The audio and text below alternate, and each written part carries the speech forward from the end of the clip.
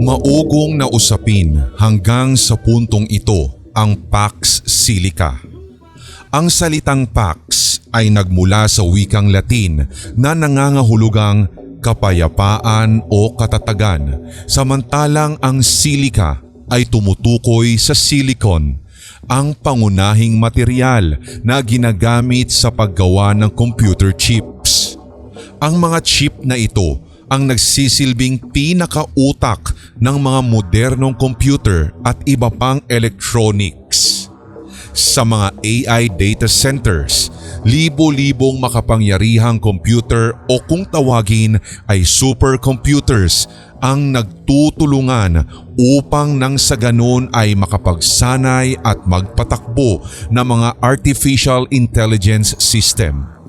Ang mga sistemang ito ang nagbibigay kakayahan sa mga AI na sumagot sa mga tanong, magsuri ng mga napakaraming datos, lumikha ng mga larawan, video at iba pang digital contents.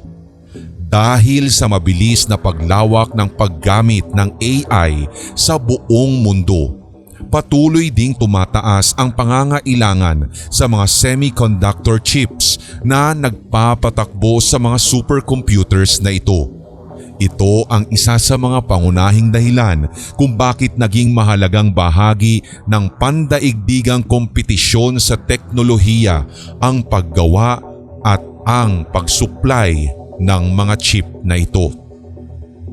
Sa episode na ito mga ka-Haunted History, sama-sama nating alamin kung ano nga ba ang Pax Silica at sa mga detalyeng nalalaman natin hanggang sa puntong ito.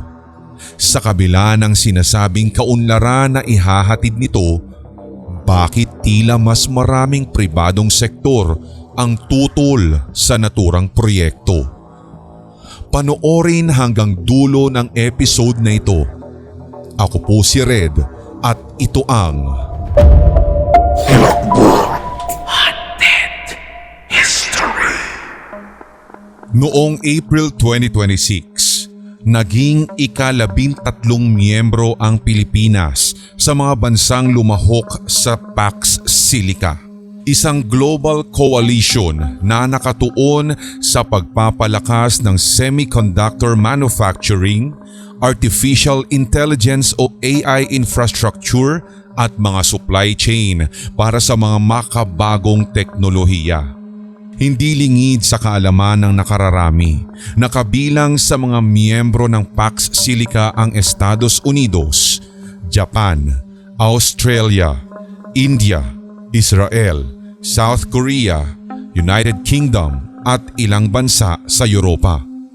Kasama rin dito ang Netherlands at ang European Union na sumali sa mga pinakahuling yugto ng inisyatibang ito. Sa pagpasok ng Pilipinas, naging isa ito sa 2 bansang mula sa Timog Silangang Asya na kabilang sa koalisyon kasama ang Singapore. Isa sa pinakamalaking bahagi ng kasunduan ay ang planong pagtatayo ng isang humigit kumulang na 4,000 acre o halos 1,620 hectares na economic security zone sa loob ng New Clark City sa lalawigan ng Tarlac. Ang lupain ay nasa ilalim ng pangangasiwa ng Bases Conversion and Development Authority o BCDA. Sa impormasyong ating nasa liksik, sa plano, ang naturang lugar ang siyang magiging kauna-unahang AI Native Industrial Acceleration Hub sa ilalim ng Pax Silica. At kakambal nito ay ang pagtatayo sa mga pasilidad para sa semiconductor assembly, testing, packaging, advanced manufacturing at AI infrastructure development. Sa parte ng gobyerno ng Pilipinas, iginiit nito na tanging layunin ng proyekto ay makahikayat ng mas maraming foreign investors, makalikha din ng trabaho para sa mga lokal at kabilang ang pagpapaigi at pagpapalawig sa kapasidad ng Pilipinas pagdating sa semiconductor industry. Sa halip na manatili sa mababang antas ng paggawa katulad ng assembly at packaging, nais ng gobyerno na makapasok ang bansa sa mas mataas na bahagi ng semiconductor value chain. At kung tatanungin, bakit napiling maging bahagi ang Pilipinas sa naturang iniilingang proyekto, ay dahil sa taglay nitong yamang mineral. Kabilang dito ang mga deposito ng copper, gaya ng naroroon sa Tampakan sa South Cotabato na mahalagang sangkap sa paggawa ng semiconductors, electronics at electrical wiring. Kaugnay rin ito ng Luzon Economic Corridor, isang programang pinagtutulungan ng Pilipinas, Estados Unidos at Japan para sa pagpapaunlad ng infrastruktura sa pagitan ng Subic, Clark, Maynila at Batangas. Saklaw nito ang mga proyekto sa riles, daungan at malinis na enerhiya. Sa isang panayam, naniniwala si Finance Secretary Frederick Go na ang naturang proyekto ay isang malaking oportunidad na kalaunan ay magkakaroon din ng malaking epekto sa ekonomiya ng bansa lalo na sa mga susunod na dekada. Ayon sa mga analyst, merong strategic objective ang Pax Silica, lalo at bahagi ito ng mas malawak na inisyatibo sa pangunguna ng Estados Unidos upang palakasin ang supply chain ng semiconductors at mabawasan ang pagdepende sa iilang bansa sa paggawa ng mahahalagang teknolohiya. Ayon naman sa artikulong inilathala sa website ng Philippine Information Agency o PIA, isa sa pinakamalaking pangakong dala ng Pax Silica ay ang paglikha ng mga dekalidad na trabaho para sa mga Pilipino. Ayon sa BCDA, maaaring makalikha ang proyektong ito ng mahigit sa 130,000 high-quality jobs kapag ganap na itong naisakatuparan sa New Clark City. Kabilang sa mga inaasahang makikinabang ay ang mga engineers, computer science graduates, researchers, data specialists at iba pang mga profesional na may mataas na kasanayan. Bukod sa trabaho, inaasahan ding magiging sentro ang Pilipinas ng advanced manufacturing, partikular sa mga industriyang may kaugnayan sa semiconductor at AI. Ito ang mga sektor na itinuturing na kabilang na sa pinakamabilis na lumalago sa pandaigdigang ekonomiya. Sa isang panayam, sinabi ni BCDA President at CEO na si Joshua Bingkang na maaari ring makahikayat ang naturang proyekto ng 40 hanggang 70 bilyong dolyar na pamumuhunan sa oras na ma-develop na ito. Kung maisa sa katuparan, isa ito sa pinakamalalaking dayuhang pamumuhunan na maaaring matanggap ng ating bansa. Ngunit para sa pamahalaan, hindi lamang halaga o ang malaking halagang iyon ng pamumuhunan ang siyang dapat na isaalang-alang. Isa sa pangunahing layunin ng proyekto ay mabawasan din ang kung tawagin ay brain drain, kung saan marami sa mga mahuhusay na Pilipino ang napipilitang magtrabaho sa ibang bansa dahil sa kakulangan ng oportunidad sa loob mismo ng Pilipinas. Sa halip, nais ng gobyerno na magkaroon ng brain gain, isang sitwasyon kung saan ang mga Pilipinong may matataas na kasanayan ay magkakaroon ng sapat na dahilan upang manatili, bumalik at magtayo ng kanilang career sa sariling bansa. Bukod pa rito, ipinapakita rin ng mga unang interes mula sa pribadong sektor ang lawak ng planong ito. Ayon sa BCDA, mahigit sa 30 kumpanya ang nagpahayag na ng interes na mamuhunan sa proyekto. Kapansin-pansin na isa o dalawa lamang sa mga ito ang mga data center operator habang ang karamihan ay mula sa iba pang larangan ng high-tech manufacturing at industriya ng semiconductor. Ipinahihiwatig nito na ang Pax Silica ay hindi lamang nakatuon sa pagtatayo ng mga data centers. Mas malawak ang layunin nito, ang bumuo ng isang industrial na ecosystem na nakasentro sa makabagong teknolohiya, pananaliksik at paggawa ng mga produktong may mataas na halaga. Kung maisa sa katuparan ang planong ito, maaaring magkaroon ang Pilipinas ng mas malaking papel sa pandaigdigang industry ng semiconductor at artificial intelligence o AI. Gayunpaman, nananatili ang tanong kung paano mababalanse ang inaasahang pag-unlad ng ekonomiya at ang mga hamong kaakibat ng isang proyektong may ganitong kalawak na saklaw. Gayunpaman, kasabay ng pag-anunsyo ng Pax Silica ay ang paglitaw ng iba't ibang pagtutol mula sa ilang grupo ng mga magsasaka, environmental advocates, akademiko at ilang opisyal ng pamahalaan. Isa sa kanilang pangunahing pangamba ay ang posibleng pagkawala ng tirahan maging ang kabuhayan ng mga residente. Batay sa mga pagtatayang binanggit ng ilang advocacy groups, maaaring maapektuhan ang hanggang 20,000 na residente at humigit kumulang 15,000 na magsasaka kapag naituloy ang malawakang pagpapaunlad sa New Clark City. Ayon sa mga tumututol, marami sa mga naninirahan sa lugar ang walang formal na titulo ng lupa kahit ilang henerasyon na silang nakatira rito. Dahil dito, nangangamba silang hindi kikilalanin ang kanilang mga karapatan sa lupa na kanilang tinitirhan at sinasaka sa mahaba ng panahon. Sa kabilang banda, iginiit ni BCDA President at CEO Joshua Bingkang na hindi umano magdudulot ng sapilitang paglilipat o pagpapaalis sa mga katutubong pamayanan ang proyektong Pax Silica.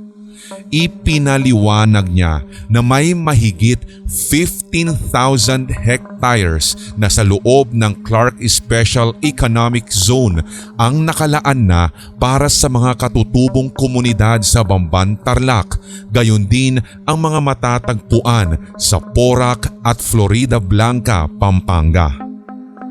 Dagdag pa niya, ang planong lokasyon ng Pax Silica ay lupang pag-aari na talaga ng pamahalaan at nakapangalan na sa Bases Conversion and Development Authority o BCDA. Ayon pa sa kanya, ang naturang lugar ay matagal nang itinalaga para sa industrial development sa ilalim ng BCDA Charter na naisabatas pa noong 1992. Sa pananaw ng BCDA, nangangahulugan na ito na ang proyekto ay isasagawa sa lupang matagal nang inilaan para sa pagpapaunlad ng industriya at hindi sa mga lupang nakatalaga para sa mga katutubong komunidad. Isa ring issue ang supply ng tubig. Ang pangunahing pinagkukunan ng tubig ng New Clark City ay ang Sacobia Watershed. Ayon sa ilang environmental scientist, nakararanas na ito ng pressure mula pa noong 2020. Nagbabala sila na ang malaking industrial at semiconductor complex ay maaaring magdulot ng mas mataas na konsumo ng tubig na maaaring makaapekto sa mga kalapit na komunidad. Sa kabilang panig, sinasabi naman ng mga opisyal ng pamahalaan na sapat ang supply ng tubig at mananatiling prioridad ang pangangailangan ng mga lokal na residente. Tugon ng BCDA mula sa PIA na nakapaghanda na daw sila ng alternatibong solusyon upang hindi umasa sa pagkuha ng tubig mula sa ilalim ng lupa. Sa katunayan, isinusulong ng ahensya ang paggamit ng isang surface water harvesting system at sa halip na magbomba ng groundwater, sa sistemang ito, mangongolekta at mag-iimbak ng tubig ulan upang magsilbing pangunahing pinagkukunan ng tubig ng proyekto. Ang unang pasilidad ay inaasahang makapagbibigay ng hanggang 120 million liters ng tubig bawat araw. Higit ito sa tinatayang pangangailangan ng Pax Silica na nasa 65 hanggang 90 million liters every day. Kaya kapag kinakailangan, maaari pa nitong palawakin upang makapaghatid ng hanggang 300 million liters ng tubig bawat araw. Dagdag pa ni Bingkang, sapat ang inaasahang supply ng tubig mula sa sistemang ito at binigyang diin niyang hindi ito nakabatay sa pagkuha ng tubig sa ilalim ng lupa. Idinagdag pa niya na kung magkakaroon ng supply o sobrang supply, maaari rin itong ibahagi sa mga kalapit na komunidad. Sa pamamagitan ng planong ito, nais ipakita ng ahensya na ang inaasahang pangangailangan ng Pax Silica sa tubig ay maaaring matugunan sa paraang hindi magdudulot ng karagdagang presyon sa mga pinagkukunan ng groundwater, habang may posibilidad ding makinabang ang mga karatig na lugar mula sa anumang labis na supply. Bukod rito ay may mga pangamba rin tungkol sa pagmimina. Dahil sa nangangailangan ng semiconductor industry ng mga critical minerals kung tawagin, sinasabi ng mga kritiko na maaaring mas lumawak ang isasagawang pagmimina sa mga lalawigan katulad ng Zambales, Palawan at Nueva Vizcaya. Ayon sa kanila, ang mga lugar na ito ay nakaranas na noon ng pagkakalbo ng kagubatan, polusyon sa mga ilog at iba pang pinsalang pangkapaligiran na may kaugnayan sa pagmimina. Binanggit din ng kilusang magbubukid ng Pilipinas o KMP ang mga dating ulat tungkol sa kontaminasyon ng lupa at groundwater sa dating mga base militar ng USA sa Clark at Subic bilang halimbawa ng mga problemang nais nilang maiwasan sa mga susunod na mga proyekto. Upang mapahupa ang naturang pangamba, nilinaw sa pamamagitan ng sagot ng BCDA na ang Pax Silica ay isang commercial project at hindi bahagi ng anumang operasyong military o defense-related activities. Tungkol naman sa pangamba sa kalikasan, kinumpirma at tiniyak ng BCDA na lahat ng pasilidad at infrastrukturang itatayo sa ilalim ng naturang proyekto ay kakailanganing kumuha muna ng ECC o Environmental Compliance Certificate bago simulan ang konstruksyon. Kailangan ding sumunod ang mga ito sa lahat ng umiiral na batas at regulasyong pangkalikasan ng Pilipinas. Dagdag pa ng BCDA, hindi lamang bago ang konstruksyon magkakaroon ng pagsusuri. Magpapatuloy umano ang environmental monitoring habang isinasagawa ang proyekto sa pangangasiwa ng Department of Environment and Natural Resources o DENR upang matiyak din na nasusunod ang mga itinakdang pamantayan sa pangangalaga ng kapaligiran. Binigyang diin din ng ahensya na lahat ng kasunduan at pamumuhunan na may kaugnayan sa Pax Silica ay sasailalim din sa mga batas ng Pilipinas, kabilang ang BCDA Charter at ang Investors Lease Act. Ibig sabihin lamang nito, ang pagpapatupad ng proyekto ay mananatiling saklaw ng umiiral na legal na balangkas ng bansa. Ayon pa kay Bingkang, bahagi ng pangunahing plano ng proyekto ang responsable at napapanatiling pag-unlad. Sa ilalim ng master plan, at least 40% sa project area ang ilalaan para sa mga bukas o open spaces, parks, green areas at ito ay bilang hakbang upang mapanatili ang balanse sa pagitan ng industrial na pag-unlad at pangangalaga sa kalikasan at the same time. Isa rin sa usapin kaugnay nito ay ang food security. Ayon sa Union ng mga Manggagawa sa Agrikultura o UMA, ang ilan sa mga lupang saklaw ng proyekto ay ginagamit sa produksyon ng palay, niyog at iba pang pagkain habang inilalagay sa panganib ang mga kalapit na komunidad dahil sa posibleng epekto nito sa kapaligiran. Ang kanilang mariin na tinututulan base sa kanilang hinaing kung sakaling matuloy ang proyekto at ma-convert bilang industrial zone ang mga lupang agrikultural, partikular sa gitnang Luzon, maaari umanong mabawasan ang lupang agrikultural at makakaapekto tuloy sa lokal na produksyon ng pagkain.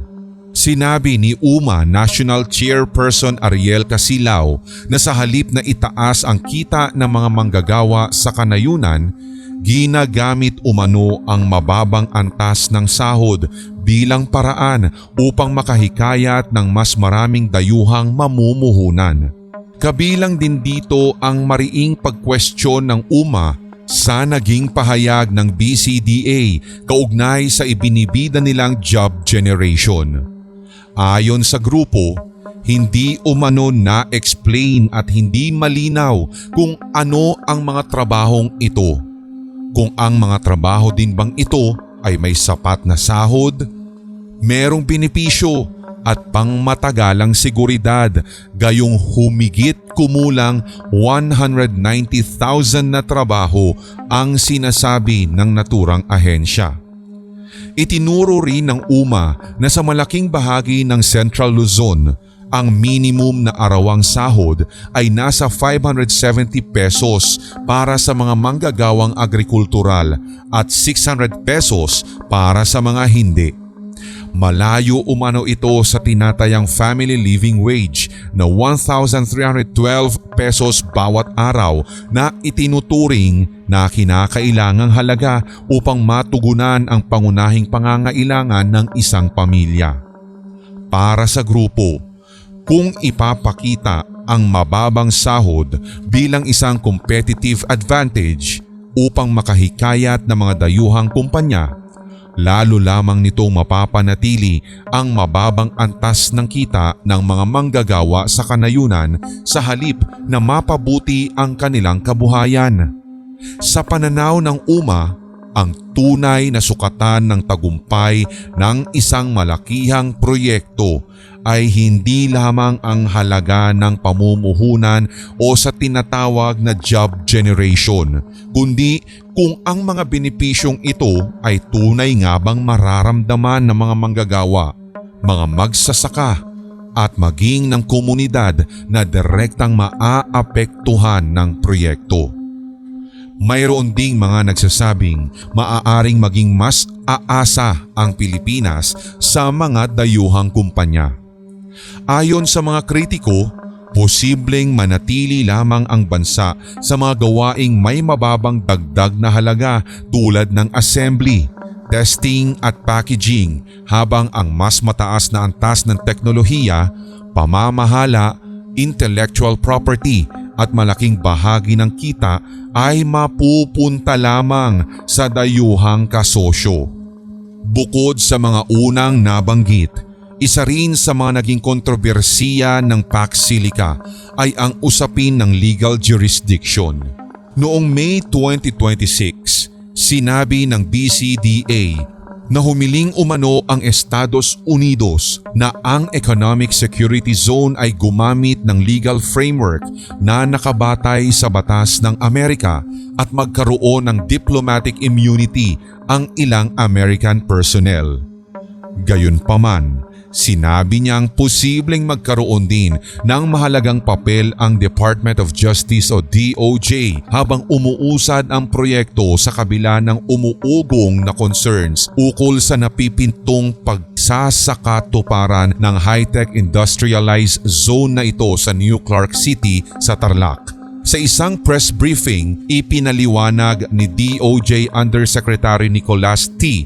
na sa kasalukuyan, ang Pax Silica ay pangunahing pinangangasiwaan ng mga ahensyang pang-ekonomiya ng mismong pamahalaan ng Pilipinas, kabilang ang Department of Trade and Industry o DTI at ang Department of Economy, Planning and Development o DepDev.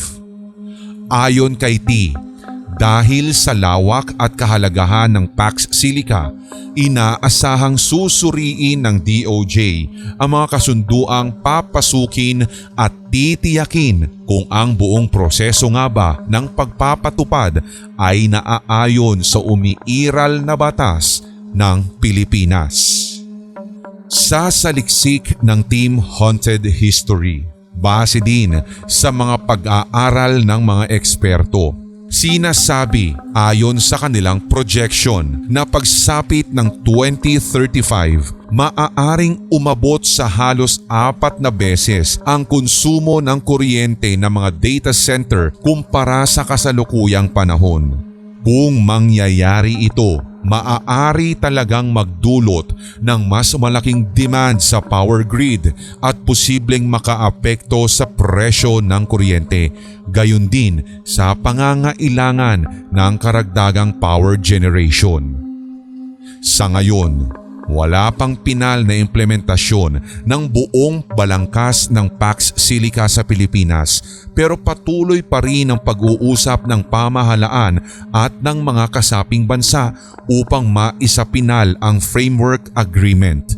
Habang nagpapatuloy ang konsultasyon at negosasyon, isa sa pinakamahalagang hamon sa pamahalaan ay ang pagbibigay ng malinaw at kapani-paniwalang garantiya upang mapangalagaan ang kapakanan ng mismo nitong mamamayan habang isinusulong ang mga malalaking proyektong makatutulong ng higit sa ating ekonomiya.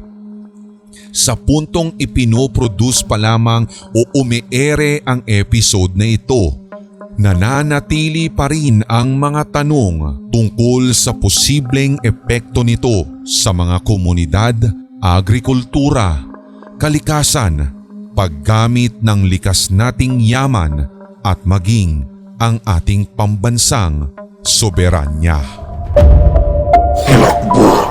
Haunted History. At inyong natunghayan ang ating diskusyon kaugnay sa mga maugong na usapin ukol sa Pax Silica na bagamat hindi pa man naisa sa katuparan ay marami ng Pilipino at mga grupo ang tumututol rito. Panoorin ang ilang mga related videos ng episode na ito and just check the video links sa description or comment section. Kung nagustuhan mo ang episode na ito, mag-iwan ng komento. Gayon din ang mga suggested topics ninyo na nais ninyong ma-feature sa mga susunod nating videos. Pindutin ang subscribe button at ang notification bell para sa mga susunod pang Hilakbot Haunted History. Ako po si Red, ang boses sa Hilakbot Pinoy Horror Stories, Sindak Short Stories, Pulang Likido Animated Horror Stories at ang Red Diaries Tagalog Love Stories. Hanggang sa muli.